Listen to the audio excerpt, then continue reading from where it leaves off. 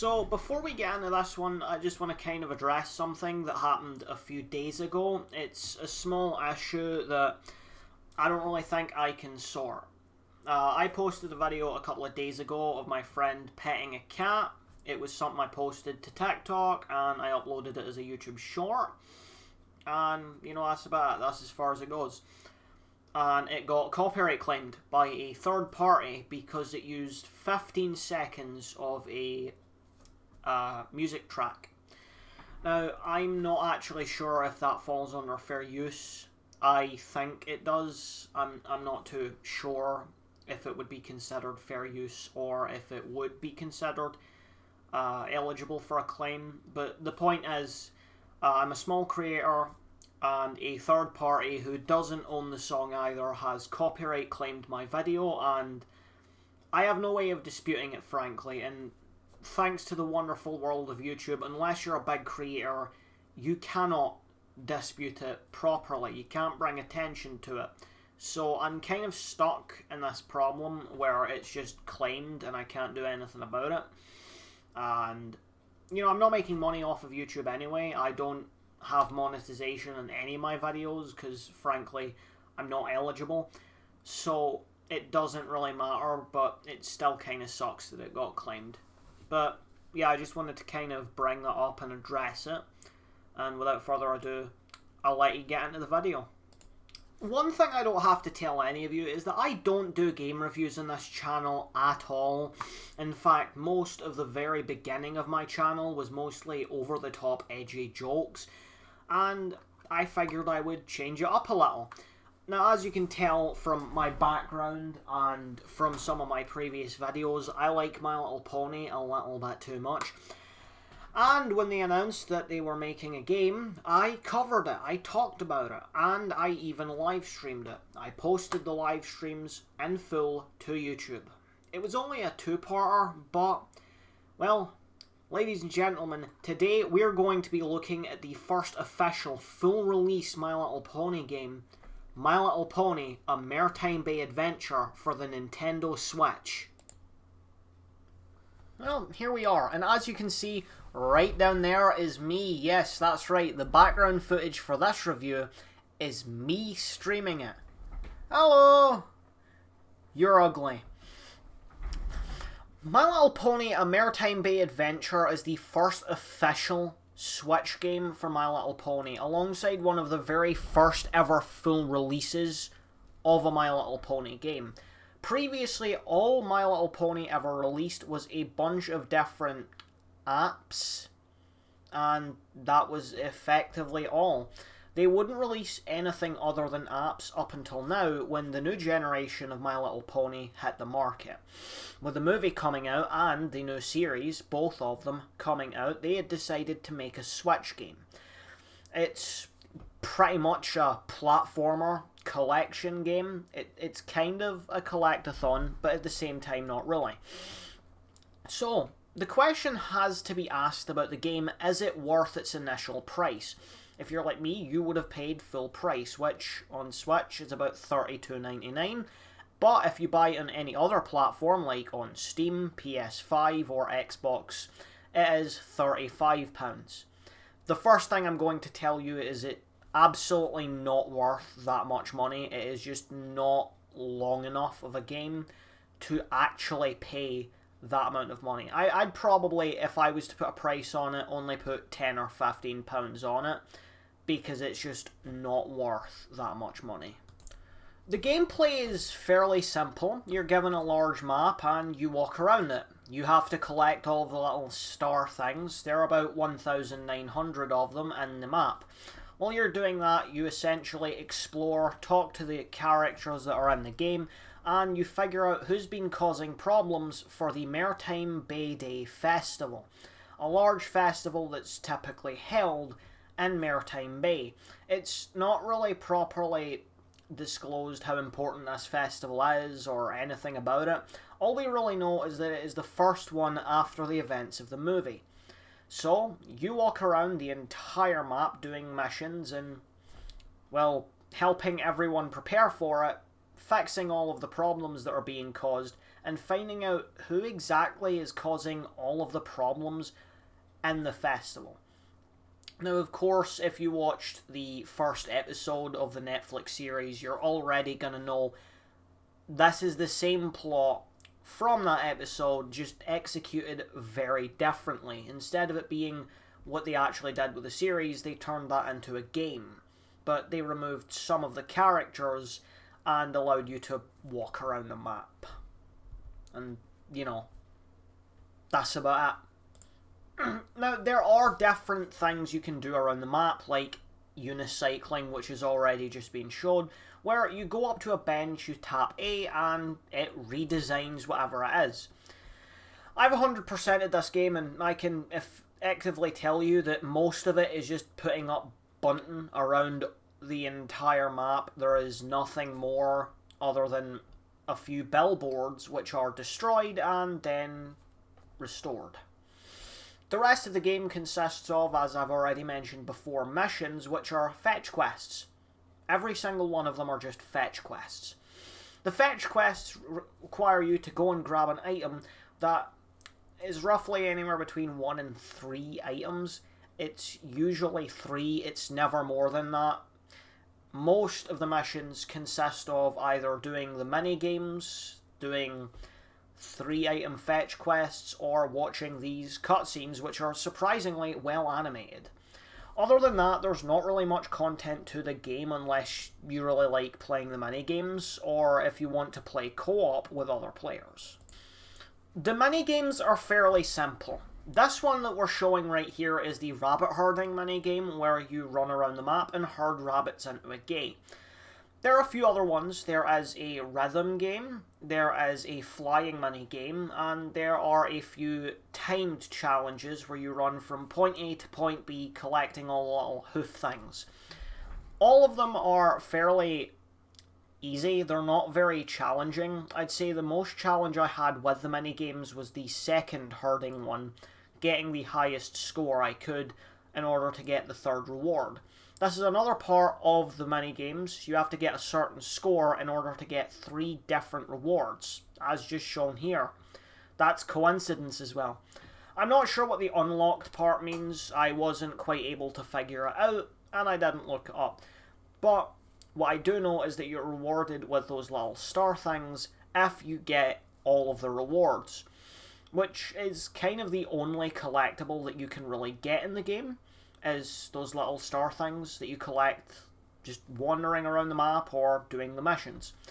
Now, of course, there are the outfits. The outfits can just be obtained by playing the game, collecting the stars, and doing the mini-games, so if you're doing everything else, you don't have to worry about collecting the clothes. You're already going to get it. It's that simple. You're just going to end up playing the game and getting all of the clothes. And that's it. The gameplay all in is only about 2 hours long, and it's not very interesting. For the price of the game, it is certainly not worthwhile. It is only 2 hours, and it mostly consists of very short mini-games and 3-item fetch quests. Other than that, you can explore the map and collect those little stars, you can play the mini-games, and you can go around and meet all of the NPCs. The only problem is that all of the ones you aren't going to be interacting with as part of the main story cannot be spoken to. Literally every character in this game that you can speak to will be part of the main story. If you can't speak to them, they will never be spoken to. They will never have anything to do with anything in the game. They're literally just there to take up space and nothing more.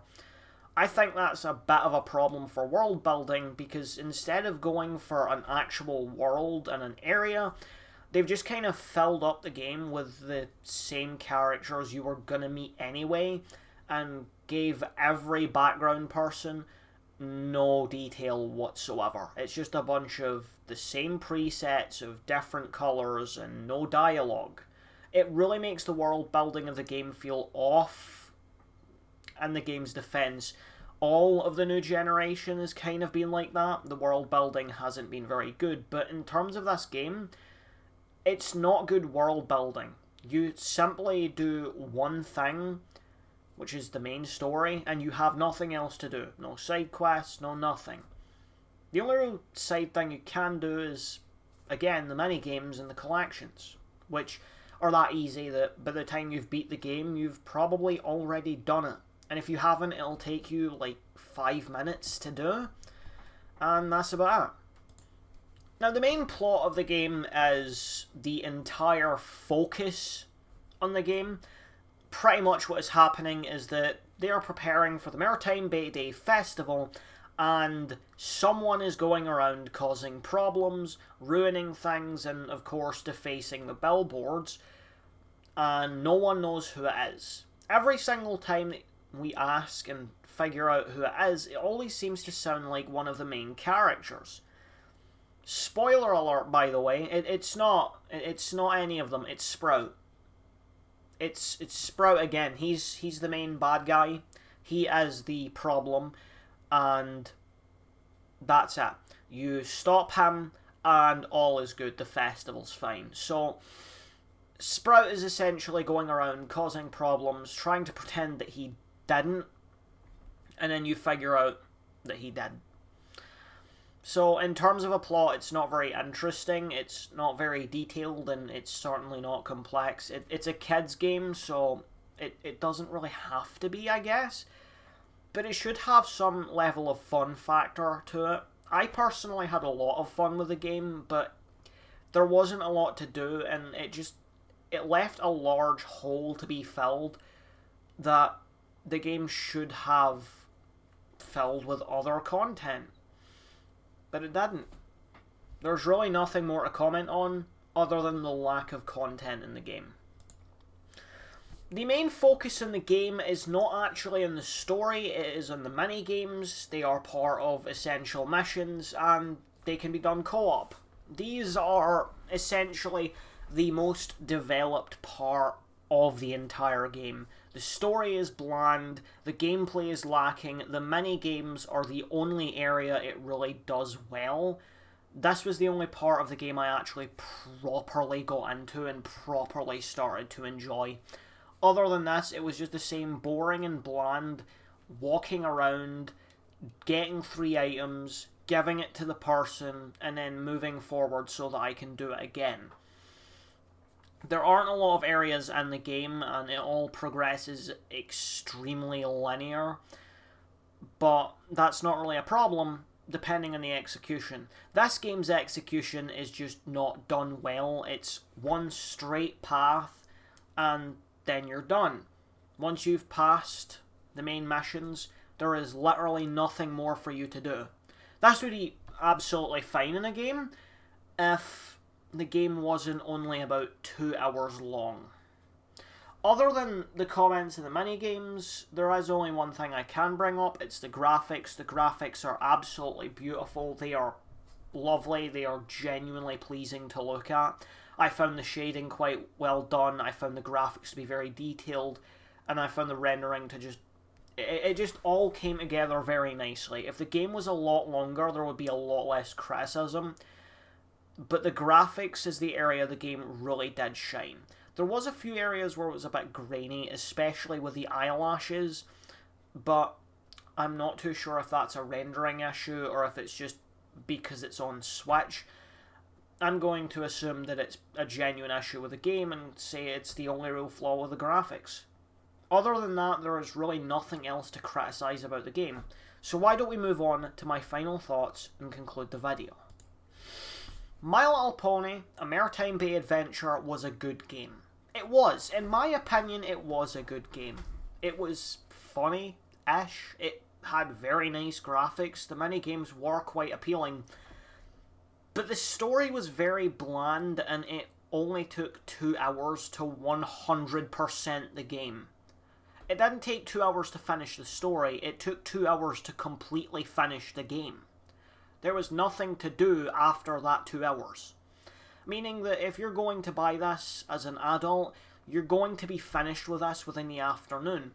If you're buying this for a child, it will probably be the shortest game they've ever played, and they probably won't look at it very fondly.